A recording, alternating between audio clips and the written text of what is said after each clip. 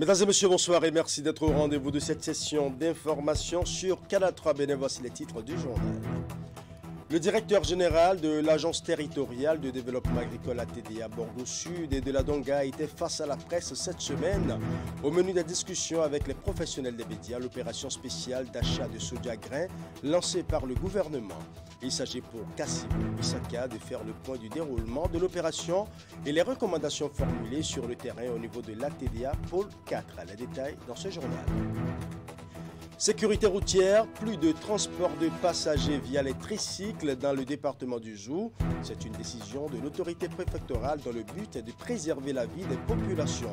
Elle intervient suite aux nombreux accidents enregistrés et qui sont pour la plupart causés par ces engins à 3 roues. La nouvelle, publiée le 18 avril dernier, est entrée en vigueur depuis ce 1er mai 2023. Une décision diversement appréciée par les usagers et les conducteurs de tricycles. Nous allons également faire un zoom sur le deuxième congrès ordinaire des fils et filles de la dynastie Barré-Dénon. Cette retrouvaille dont l'un des objectifs est de promouvoir et de valoriser la culture batonou a connu la participation des Barré-Dénon du Bénin, du Nigeria et de la diaspora. C'est la commune de Sinandé, dans le département du Borgou, qui a accueilli cet événement culturel marqué par des manifestations et des échanges, sans oublier les communications sur l'histoire et l'expression de la dynastie Barré-Dénon. Voilà pour les titres, mesdames et messieurs. À nouveau, bonsoir. Le directeur général de l'Agence territoriale de développement agricole ATDA Borgo Sud et de la Donga, Kassim Issaka, a animé un point de presse sur l'opération spéciale d'achat de soja grain lancée par le gouvernement dans sa zone de compétence.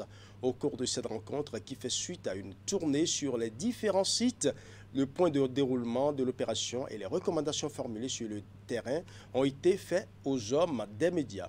La rencontre s'est déroulée à Parakou, dans la salle de réunion de l'ATDA Pôle 4. Reportage. Ce point de presse conjointement animé par le directeur général de l'Agence territoriale de développement agricole du Pôle 4, le directeur départemental de l'industrie et du commerce du Borgou et de la Libourie, celui en charge de l'agriculture dans le Borgou et les autres acteurs de la filière soja, fait suite à une descente de cette équipe dans plusieurs sites d'achat installés par la Société d'investissement et de promotion de l'industrie sur leur territoire de compétence. Une descente qui a permis à la délégation de constater le déroulement de cette opération d'achat lancée depuis le 14 avril 2023. Même si les achats se déroulent normalement dans les sites visités, quelques irrégularités sont toutefois signalées. La plupart des producteurs ou commerçants qui détiennent des tonnages importants n'ont pas l'information selon laquelle, à partir de 30 tonnes de soja, vous pouvez aller directement décharger au niveau des magasins de Sipi à Glodjibé. Donc ça fait que des camions qui ont chargé 50-60 tonnes viennent encore encombrer les magasins d'achat au niveau local. Donc on a expliqué de long en large à nos ministres et au DG Sipi ce constat qui est fait sur le terrain. Nous avons aussi demandé que l'Union nationale des coopératives de production de soja puisse faire des sensibilisations au niveau de leurs membres pour que les gens sortent rapidement avec les produits, qui ne les gardent pas. Parce que l'opération va durer 1 mois et nous sommes déjà à la 3e semaine. Face à ces différentes préoccupations, les responsables présents à ce point de presse rassurent que des recommandations ont été faites dans le but de corriger le tir. Une des recommandations est adressée à la direction de CIPI pour que cette direction puisse réduire le délai de traitement des dossiers afin que les paiements puissent se suivre de façon soit fluide et se fassent immédiatement. Pour qu'il y ait célérité, il faut forcément renforcer les équipes au niveau de chaque site. Il faut dire que les producteurs nous ont dit aussi qu'ils ont encore des produits sur le terrain. Les produits sont encore sur le terrain et ils sont prêts à livrer ces produits. Seulement qu'il faut qu'au niveau de CIPI, que les transactions soient fluides et que les gens soient rapidement payés. Ce point de presse est aussi une occasion pour les responsables de revenir sur l'importance du respect des mesures en vigueur, mais aussi à faire confiance aux réformes engagées par le gouvernement dans le secteur agricole, notamment dans la filière soja. Je l'annonçais en titre, les fils et filles de la dynastie Barré-Dénon ont tenu les samedis 6 et dimanche 7 mai 2023 leur deuxième congrès ordinaire. Ces retrouvailles, dont l'un des objectifs est de promouvoir et valoriser la culture Batono, a connu la participation des Barré-Dénon, du Bénin, du Nigeria et de la diaspora. C'est la commune de Sinandé, dans le département du Borgou, qui a accueilli cet événement culturel marqué par des manifestations et des échanges, sans oublier bien évidemment des communications sur l'histoire et l'expression de la dynastie Barré-Dénon. Nous allons suivre. Rassembler les fils et filles de la dynastie Barré-Dénon autour d'un idéal commun qu'est la culture Batono, c'est ce qui justifie la tenue de ce deuxième congrès ordinaire de cette dynastie du Bénin, du Nigeria et de la diaspora. L'occasion fut propice pour échanger autour des défis à relever pour la promotion et la valorisation de la culture Batono. L'objectif de ce congrès, c'était de permettre que les Barré-Dénon prennent conscience de leur vraie culture, de leurs origines et de se mettre ensemble pour pouvoir reconstruire cette cité qui voulait être oubliée. Un peuple qui ne connaît pas son passé n'a pas d'avenir. Un peuple, je dis bien un peuple qui, pour une raison, pour une autre, n'est pas fier de ce qu'il est, n'a pas d'avenir. Et c'est ainsi que, à travers ces rencontres, il y a donc ces échanges-là, centré sur le peuple, le clan, ce peuple Batono typique du clan Barré. Et pour l'unification des fils et filles de la dynastie Barré-Dénon, les gardiens de la culture Batono appellent à la fraternité et à la culture de la paix. Je prie toute la dynastie de procéder à l'unification, d'être ensemble. Quand on est ensemble, on est plus fort. Et quand on est ensemble, on obtient ce qu'on veut. Le combat que vous avez engagé nous concerne et concerne tout le monde. Par la grâce de Dieu, par la grâce des membres de nos ancêtres, vous aurez la victoire. Ces assises, qui ont duré 2 jours, ont permis la mise en place d'un comité de suivi des résolutions prises pour l'atteinte des objectifs fixés par les initiateurs de ces retrouvailles culturelles. Et les résolutions les plus fortes, c'est que un bureau est mis en place. 2, les rôles que chacun doit jouer seront définis au fur et à mesure de nos attentes. 3, le suivi sera fait. Et les objectifs, sinon les missions premières de ces personnes, c'est que nous avions pris l'engagement de faire le suivi de la restauration de notre cercle royal de Dénon. C'est donc dans une ambiance de convivialité et de satisfaction que les Barré-Dénon se sont dit au revoir dans l'espoir de se retrouver très prochainement pour le bilan des activités de cette deuxième édition. C'est désormais officiel, plus de transport de passagers via les tricycles dans le département du Zou. C'est une décision de l'autorité préfectorale dans le but de préserver la vie des populations. Elle intervient suite aux nombreux accidents enregistrés et qui sont pour la plupart causés par ces engins à 3 roues. La nouvelle publiée le 18 avril dernier est entrée en vigueur depuis le 1er mai 2023. Toutefois, elle est diversement appréciée par les usagers et conducteurs de tricycles. Voici le constat signé Imet Hélène Amosso.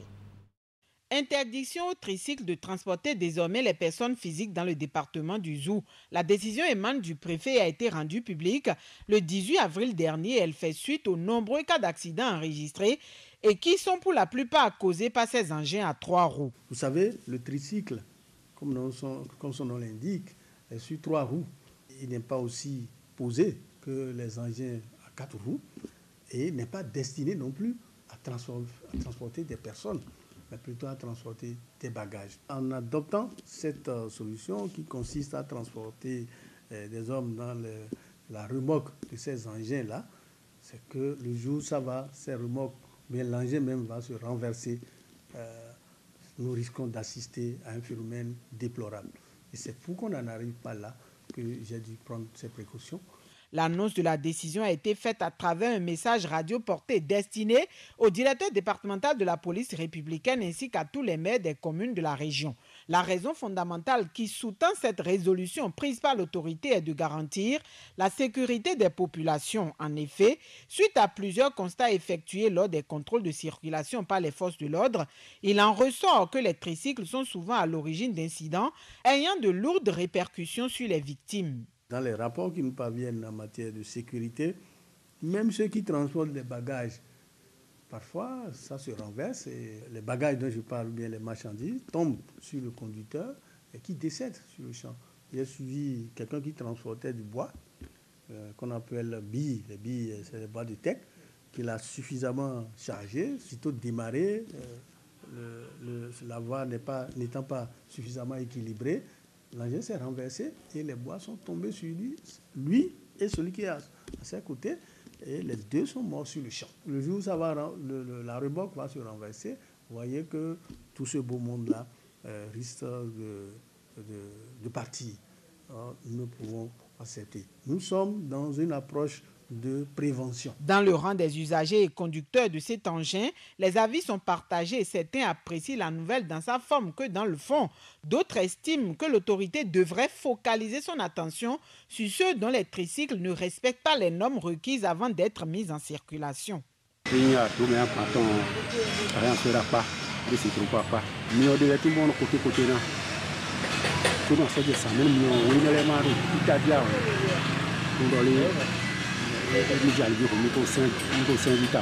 celui qui a fait Kloboto là, c'est qu'il a dit une seule personne à côté, c'est fini, c'est bon. Il a les gens, par rapport si les samedis, ou bien pour aller quelque part, il prend beaucoup, non c'est pas bon. Avec ça là, si moi j'ai vu ça là, ça me fait quelque chose. Mais ce que notre préfet a dit, moi je suis d'accord avec ça. Parce que beaucoup d'accidents, c'est Kloboto, c'est Blocote.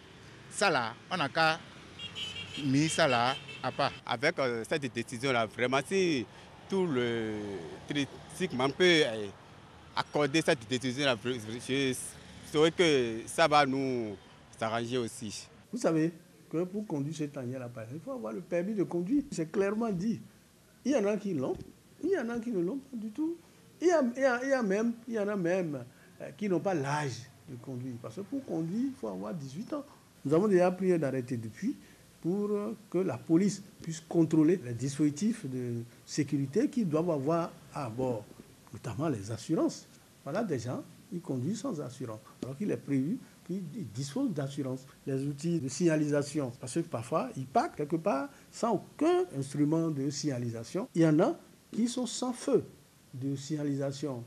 Parce que tel que c'est conçu, si vous ne savez pas, vous allez en venant penser que c'est une moto simple qui vient, alors que c'est quand même un gros engin qui vient avec une remorque derrière. Donc, les feux de gabarit permettent de signaler à celui qui vient en face qu'il ne s'agit pas d'une moto, mais d'un tricycle. Donc vous allez pouvoir faire attention. En marge de la répression qui va bientôt démarrer, les forces de l'ordre sont invitées à multiplier les sensibilisations.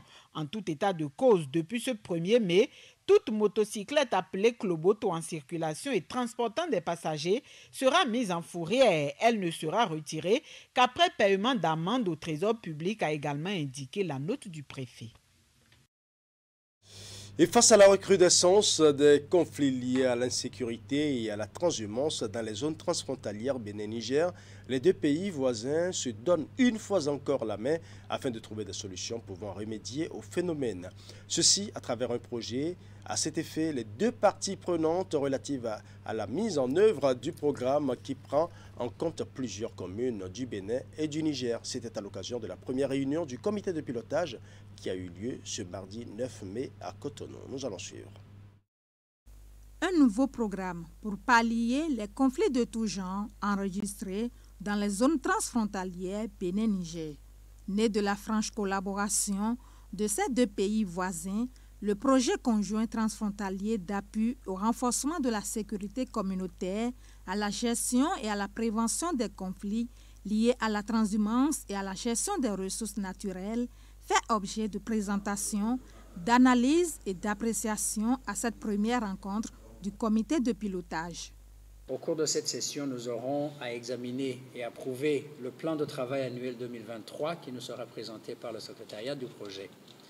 Nous devrons également donner toutes les orientations stratégiques nécessaires pour assurer une bonne mise en œuvre du projet afin d'impacter positivement les populations cibles. Pour cela, je recommande vivement la rapidité, parce que le temps de mise en œuvre est limité, l'agilité et la flexibilité, parce que le champ d'action est dynamique, la synergie et la coordination, parce que je suis convaincu que les résultats seront communs ou ne seront pas.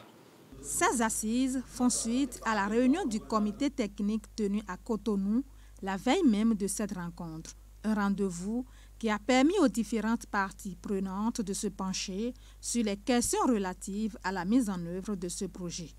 De façon plus spécifique, ce projet contribuera donc au renforcement de la sécurité des communautés, la prévention des conflits pour améliorer la cohésion sociale et développer et surtout des opportunités socio-économiques à l'endroit de populations rendues vulnérables, en particulier les femmes et les jeunes. Toutes ces actions cadrent parfaitement avec le programme d'action du gouvernement 2021-2026 du Bénin, qui a consacré un pilier entier à l'accroissement du bien-être social des populations et opté pour le renforcement de la sécurité intérieure et la défense du territoire national par une protection adéquate des personnes et des biens.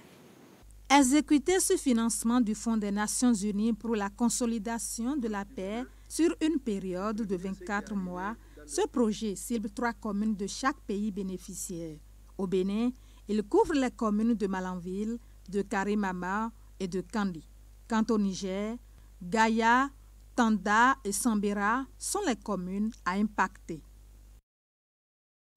Et pendant ce temps, le ministère de la Santé initie un projet de reboisement compensatoire dans la forêt classée de Ouedo dans la commune d'Abomey-Calavi.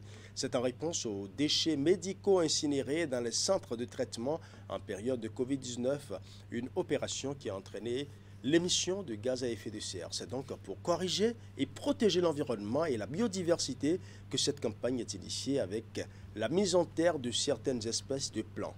Les détails dans ce reportage signé Assion Mokani, Assongo.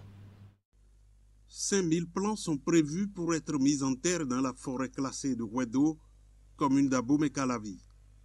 Une initiative du ministère de la Santé, pilotée dans le cadre du reboisement compensatoire à l'empreinte environnementale du projet de préparation et de réponse à la Covid-19 au Bénin et du projet régional d'amélioration des systèmes de surveillance des maladies. Au cours de la période de la pandémie, de nombreuses quantités de déchets médicaux ont été incinérés dans les centres de traitement entraînant l'émission de gaz à effet de serre. Les espèces d'arbres choisis, ayant également un fort potentiel de séquestration de carbone, leur plantation contribuera à l'atténuation des effets des changements climatiques avec les impacts positifs significatifs sur la santé humaine. Plantons pour la santé, c'est le slogan choisi par ces 2 projets en collaboration avec le ministère de la Santé en ce jour. Le reboisement compensatoire se fait sur 2 hectares dont le suivi sera assuré par l'inspection forestière à travers une structure locale de gestion. Le choix porté sur la commune d'Abomey-Calavi est apprécié de l'autorité communale qui souligne l'importance de la biodiversité.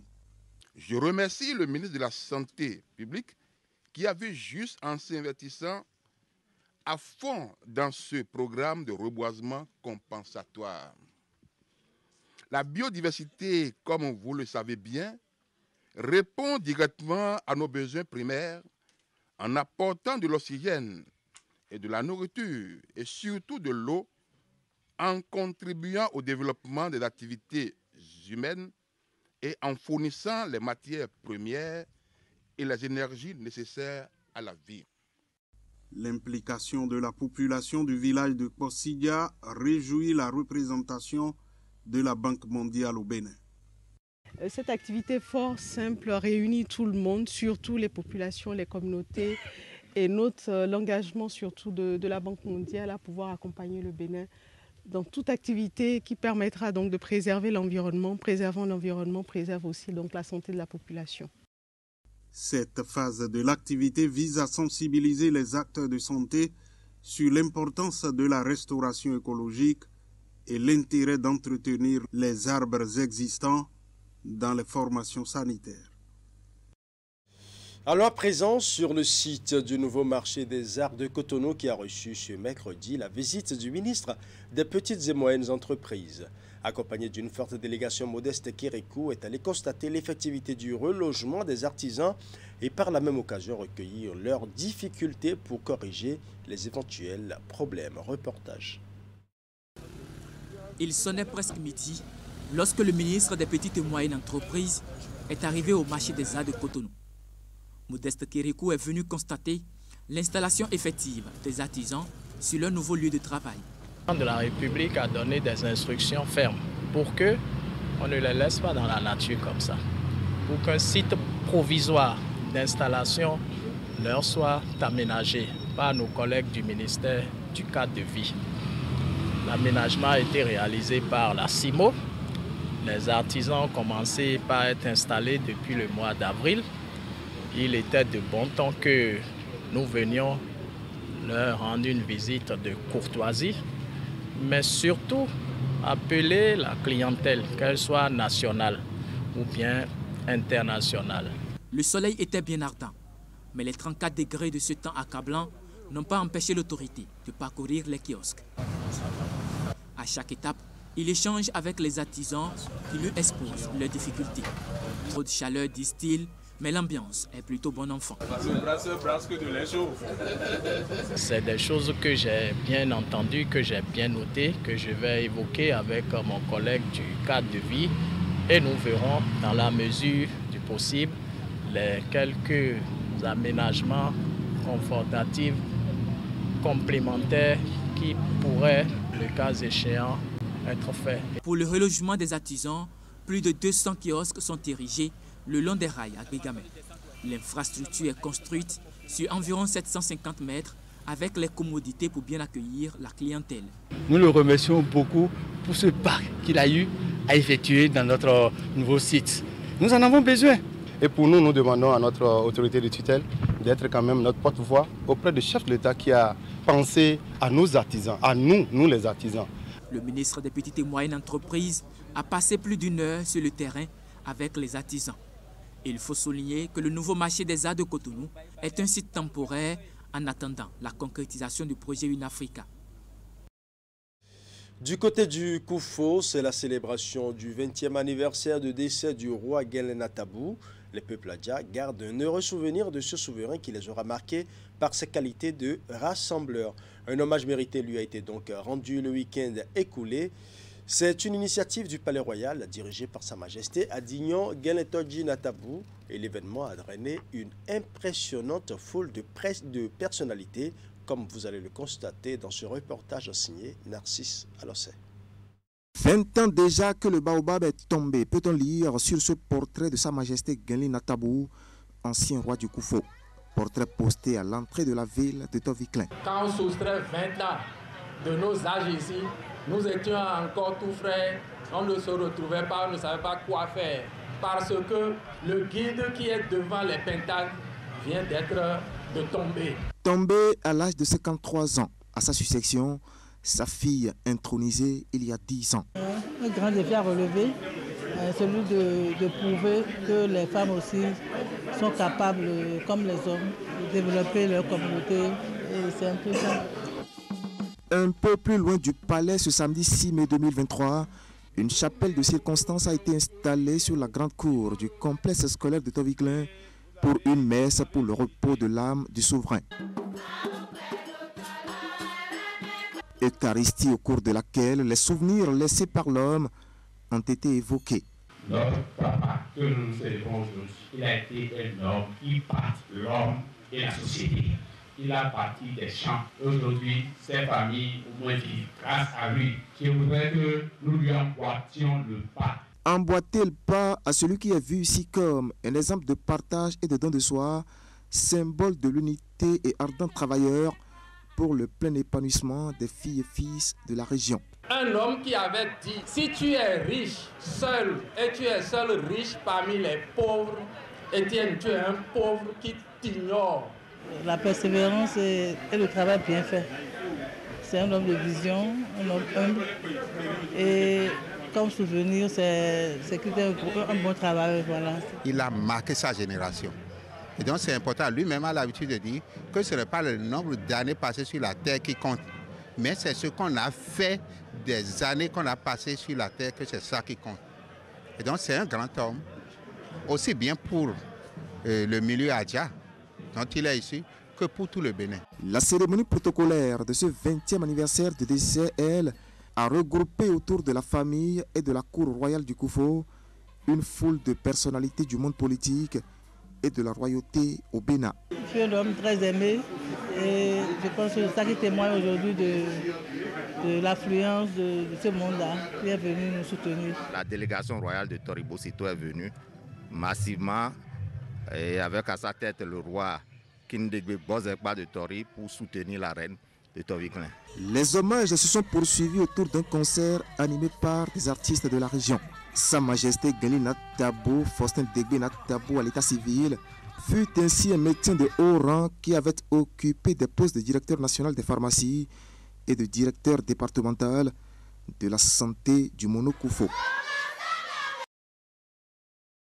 Voilà, ce sera tout pour ce journal que je vous remercie d'avoir suivi. Tout le plaisir était pour moi de rester en votre compagnie. Bonne soirée à chacun et à tous.